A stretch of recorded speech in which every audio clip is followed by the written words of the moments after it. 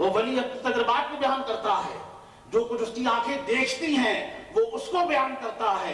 اور میں نے عرض کیا کہ ظاہر ہے کہ وہ بیان اس لیے کر رہا ہے کہ اس کو اللہ تعالیٰ نے دکھا دیا ہے، اللہ نے اسے مشاہدہ کرا دیا ہے، وہ اللہ کے جلووں میں مستغرق ہو گیا ہے اور اس مقام پر پہنچا ہے جو اس کے اپنے حواس معطل ہو جاتے ہیں، اس کی اپنی عقل معطل ہو جاتی ہے، اور پھر اس مقام پر پہنچنے کے بعد دنیا کی کسی شے سے وہ ڈرتا نہیں ہے، کسی کو خاطر میں نہیں رہتا، اس لیے اس کو معلوم ہے کہ اپنا سب کچھ جس کو دے چکا ہوں وہی تو محافظ ہے، وہی محافظ ہے۔ یہ بھی بہرحال ایک مرحلہ ہے۔ بس کرنے کا مدعا اور مقصد یہ ہے کہ ہمارے بزرگان دین نے، ہمارے اکابرین نے، ہمارے اولیاء اللہ نے، حضرت مخدوم سمنانی اور ان کے درجے کے اکابرین نے اپنی اپنی کتابوں میں توحید حالی کے حوالے سے، توحید علمی کے حوالے سے اور دیگر مقامات کے حوالے سے جو اپنے تجربات، اپنے مشاہدات، اپنی واردات کو بیان کیا ہے، درج کیا ہے، وہ در حقیقت ان کے ذاتی تجربات اور مشاہدات ہیں، وہ توحید ایمانی کے مقابل نہیں ہے،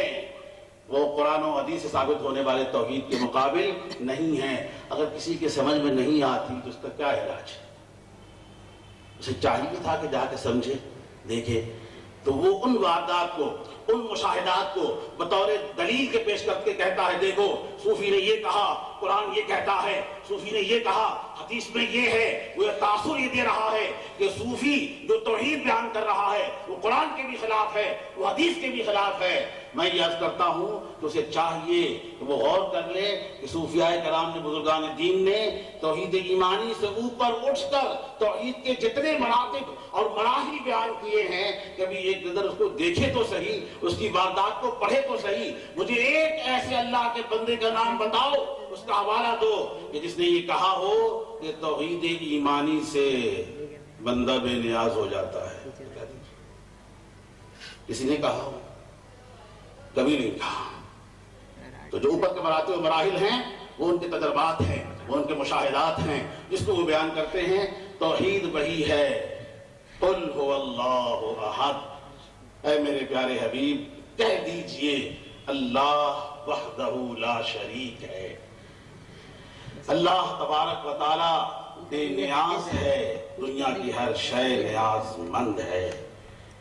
اللہ تبارک و تعالی ہر شے سے بے نیاز ہے، اللہ تبارک و تعالی کسی چیز کا محتاج نہیں ہے، دنیا کی ہر شے اللہ کی محتاج ہے۔ اور جب بندے پر مار پڑ رہی ہوتی ہے تو پناہ بھی وہ اللہ ہی کی لیتا ہے۔ ایک صوفی کی بات کرتا ہوں، ایک چکر گیا، کہاں ہے اللہ؟ کہاں ہے اللہ؟ کیسے نظر آئے گا؟ کیسے محسوس ہوگا؟ کہاں ہے اللہ؟ اس اللہ کے بندے نے کہا کیا کرتے ہو؟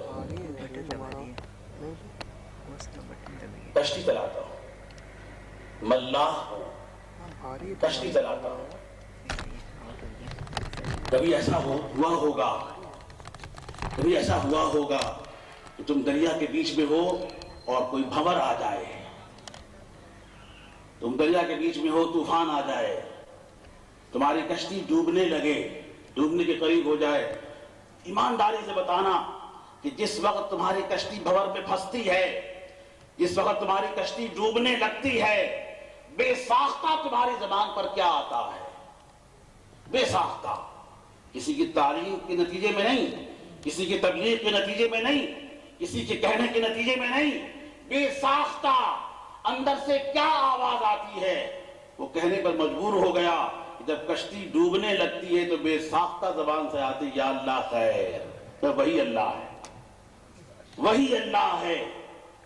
جب تمہاری کشتی ڈوب رہی تھی، ظاہری سہارے ٹوٹ گئے تھے، کوئی بچانے والا نہیں تھا، دور دور تک تم کسی کی مدد نہیں لے سکتے تھے، تمہارے من کے دنیا سے یہ آواز آئی یا اللہ خیر، اے اللہ مدد فرما، جس اللہ کو تم ڈھونڈ رہے ہو وہ اسی کیفیت میں ملے گا، وہی اللہ ہے، وہی اللہ ہے، وہی اللہ ہے۔ اور ایمانداری کی بات یہی ہے کہ جب بندے پہ میں جب بندے پہ مار پڑتی ہے، جب وہ بھاگتا ہے، اللہ کی پناہ ڈھونڈتا ہے، پھر اللہ کو پکارتا ہے، اور چونکہ مار پڑ رہی ہوتی ہیں اس لیے کچھ اخلاص سے پکارتا ہے تو اس سے محسوس ہوتا ہے کہ ہاں اللہ کی مدد آ گئی ہے، اللہ ہے، موجود ہے۔